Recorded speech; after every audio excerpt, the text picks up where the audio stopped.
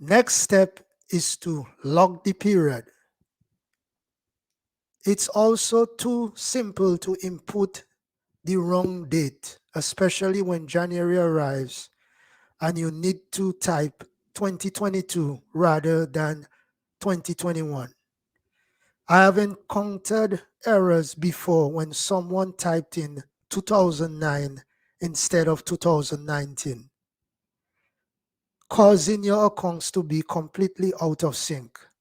Remember that numbers are the only source of truth in any business, and they tell the tale of your performance and how the firm is doing.